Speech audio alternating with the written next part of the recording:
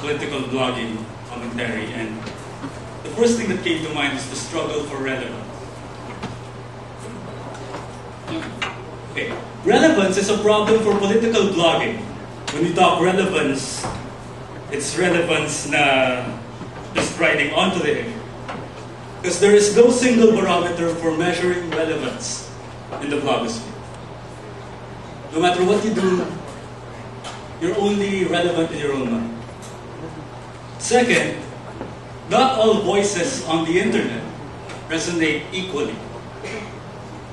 There are some people here, I assume, that, for example, your hits are not as good, pero your right is good. Or maybe, merong mas malakas magsalita compared to you guys. And besides, when it comes to political commentary, free porn, can I use the word porn? Yeah, free porn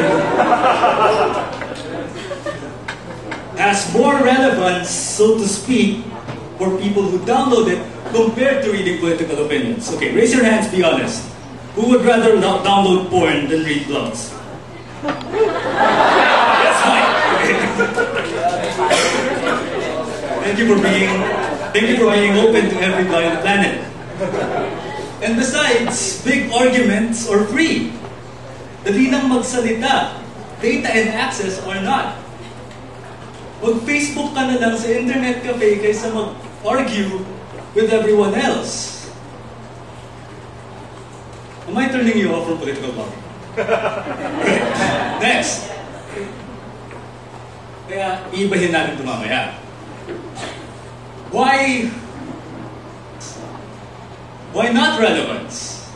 1. Hubris. Media efforts become a springboard to fame, expertise, and popularity. You merely blog because it makes you famous. We hear amen.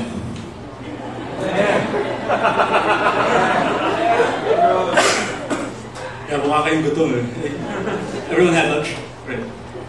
Number 2, people who use social media on politics use it as a magic pill. Instead of fostering the growth of Facebook accounts or Twitter accounts or everything else, you merely accelerated it. Naglagay lang ako ng Facebook, social media na yun. Gumawa yung PR person ko ng blog, social media na yun. The hell does that mean? So, instead of being taken care of, social media is treated like the magic pill, as if everything can be adopted to the same strategy as that of Obama. Expectation management. Social media cannot be perceived as the be-all, end-all grand solution to a problem. If I don't have campaign materials, I will blog instead. Napaka-limited lang kasi ng reach of social media. It's not yet that thing that will give us the Obama effect eventually. This is fast becoming a bad reality check. So why not relevance again? Politicians adopting to social media are using it too little, too late. Again, you make a Twitter or Facebook account only when you're running. Notice, it's true, right? Jambi. Alright.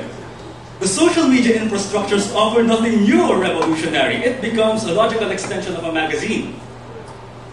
Where's the interactivity? Where's the joy in it? And besides, efforts are not sustainable for us, at least. How many times, for example,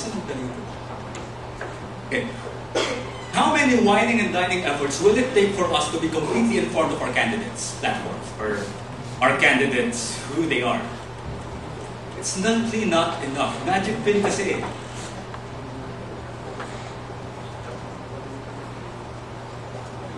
Anyway, the result of social media being used, or political blogging being used for relevance's sake, is it becomes more of a social media bandwagon instead of a sustained aspect of citizenship. Uso siya ngayon. Therefore, I will write about politics. Uso siya ngayon. Therefore, I will write about platforms. Come 2011, we will all be writing about tech. iPad Nano. iPad Nano. iTouch. Alright. Instead of being sustained, gayon lang nagkaroon ng, which is a good thing actually. It's a very good thing that people are starting to write about politics. Are starting to be more active. Kaya lang, it begs the question, can you sustain it? Kakain ka rin again? You'll vlog about platforms again? I don't think so. The social media revolution did not have the impact we wanted or desired from it. We're not noticing the Obama thing happening in the Philippines, right? Magic pill it. Instant. It's not going to happen anytime soon. 2016, maybe. This forecast. 2016, people will probably learn from this guy in an oversized jacket talking about how relevance is not sustaining political commentary or political social media or whatever you want to call it. So right now, the challenge for us, or for everyone who blogs or becomes a political blogger in the near future, is to start doing things for the sake of memory.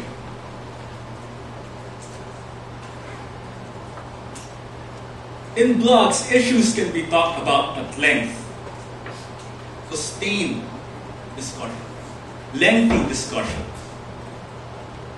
Kung may nakakalimutan yung mainstream media kunwari na issue, this is the chance for blogs to shine.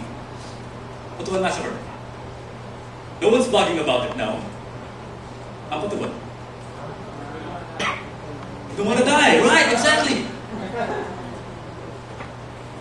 What else? Dorsey. Everyone forgot about Dorsey. Everyone's now talking about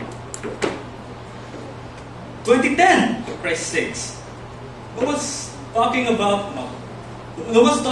glorious faults. No one's talking about things that should be remembered precisely because you have archives in your blogs. Yun yung purpose niya eh. You can sustain it, where you can document history instead of riding on bandwagons. Where insights that lead to change can actually do better than merely spew opinions on the internet.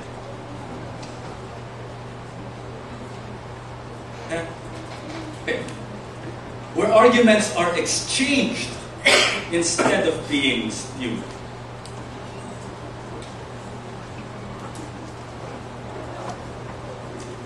Okay. There's many potentials of blogs. No restrictions means that you can discuss issues at length. Unlike Twitter or Facebook, where you have limitations, in blogs you can discuss these issues at length. No space constraints, no financial constraints, no problem. Where archives help keep issues alive. Instead of being a bandwagon for every issue that we are discussing, kunwari like, what's the latest racist comment guy? Adam Carolla. Instead of jumping on that bandwagon of Adam Carolla, we can sustain things that are important to us. Okay, what's the most important issue to you sans the elections? Forget the elections. Meralco bill, power. Dig in a little deeper. Dig in a little deeper. Ano yung cause of power problems? Energy source. What else? Corruption. What else? Your government cannot give you a subsidy because it's too busy corrupting your money.